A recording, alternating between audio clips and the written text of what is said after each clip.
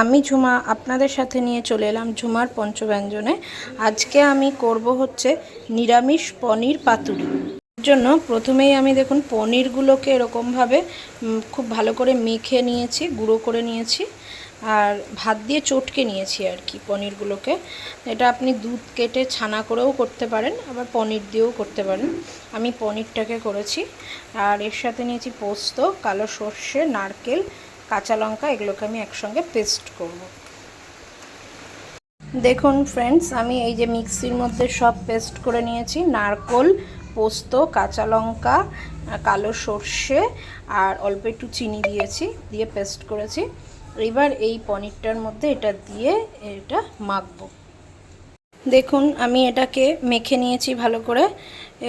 এর মধ্যে একটু লবণ, একটু সর্ষের তেল দিয়ে, আর যে সর্ষে, পোস্ত, নারকেল, চিনি দিয়ে পেস্ট করেছিলাম সেটা দিয়ে এই পনিরটা যে চটকে রেখেছিলাম সেটা দিয়ে ভালো করে এটাকে আরও ভালো করে চটকে নিয়েছি।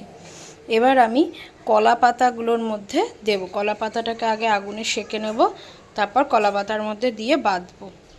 দেখুন আমি কলা পাতাটা একটা প্লেটের মধ্যে নিয়ে নিয়েছি, আর এই যে এইখানে আমি এই যে পনিরটা মেখে রেখেছি।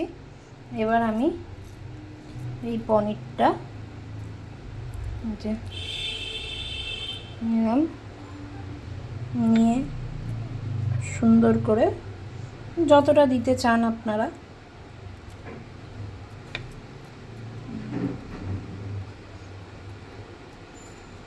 দেব, দিয়ে এর মধ্যে ছোট্ট একটা কাঁচা লঙ্কা দেব, আর এর মধ্যে অল্প একটু তেল দেবো। আমি যেহেতু তেল দিয়ে মেখেছি তাই বেশি তেল লাগবে না, অল্প একটু তেল দেব। ব্যাস, এই তেল দিয়ে এবার এটাকে মুড়ে নেব। দেখো আমি কলা পাতায় ভালো করে এগুলো মুড়ে বেঁধে নিয়েছি। এবার আমি এগুলোকে ফ্রাইং প্যানে ভাজবো। দেখো ফ্রাইং প্যানে তেল দিয়ে দিয়েছি, তেলটা গরম করতে বসিয়ে দিলাম, গরম হয়েও গেছে। এবার এগুলো দিয়ে দেবো এর মধ্যে একটা একটা করে।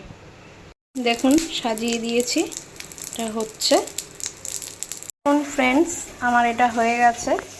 এবার আমি এটা খুলে দেখাবো আপনাদের।